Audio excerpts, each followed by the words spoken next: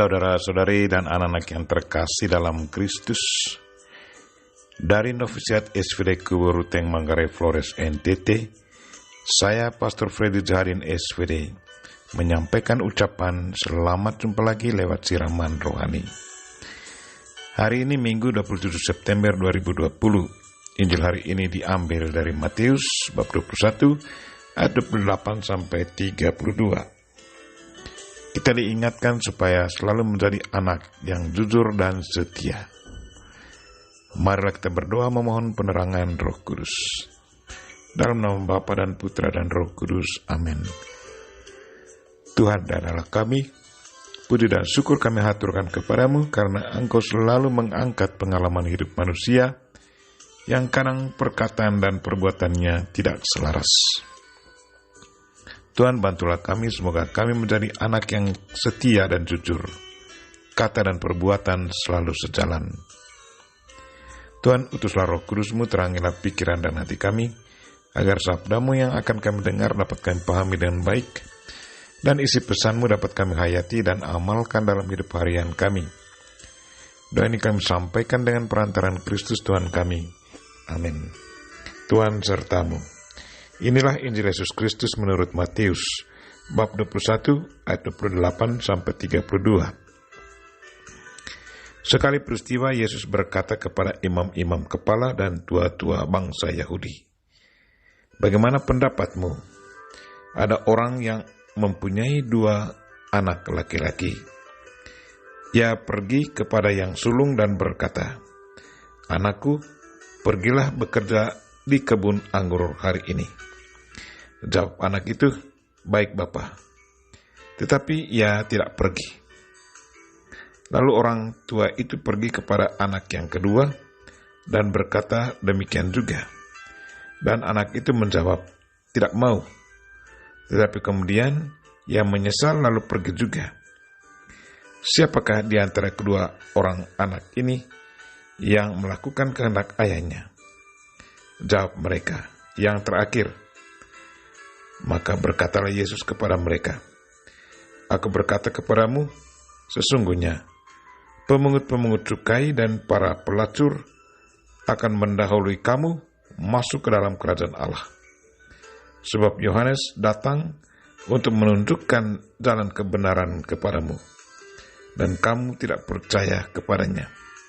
Tetapi pemungut-pemungut cukai dan para pelacur percaya kepadanya.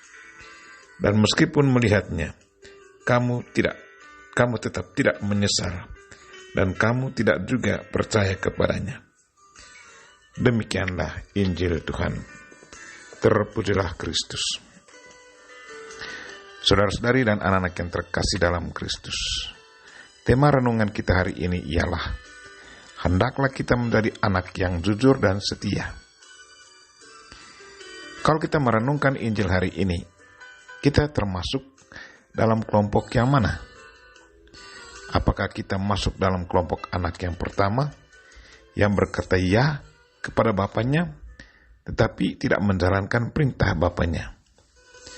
Atau masuk dalam kelompok anak kedua, yang berkata tidak, tetapi ia kemudian menyesal, lalu pergi mengerjakan apa yang diperintahkan oleh ayahnya?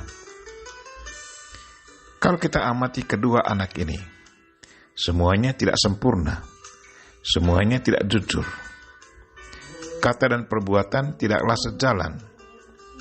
Sikap keduanya tidak menyenangkan sang ayah. Sikap mereka sesungguhnya mau menggambarkan sikap orang Yahudi dan orang berdosa seperti pemungut cukai dan para pelacur pada waktu itu.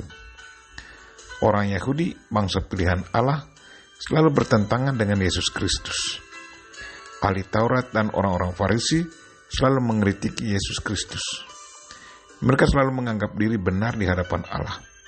Sepertinya mereka selalu berkata ya kepada Allah, tetapi pada kenyataannya mereka selalu melakukan hal-hal yang bertentangan dengan perintah Tuhan. Sebaliknya, para pemungut cukai, para pelacur dan orang-orang berdosa memberi diri kepada Yesus.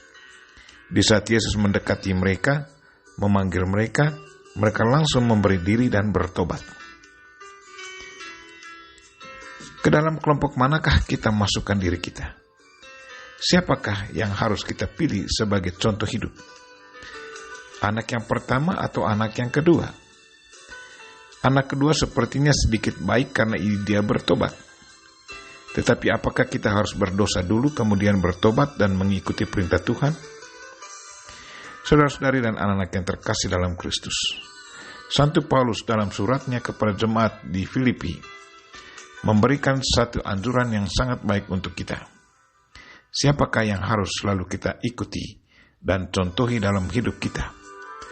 Orang itu adalah orang yang saleh, setia, dan selalu berkata benar. Dia adalah Kristus Yesus. Dia harus selalu kita pegang dan ikuti dalam hidup harian kita. Paulus berkata kepada jemaat di Filipi, dalam hidupmu bersama, hendaklah kamu bersikap seperti Kristus Yesus. Sifat dan cara hidup Yesus hendaklah selalu kita ikuti, kata dan perbuatannya selalu sejalan.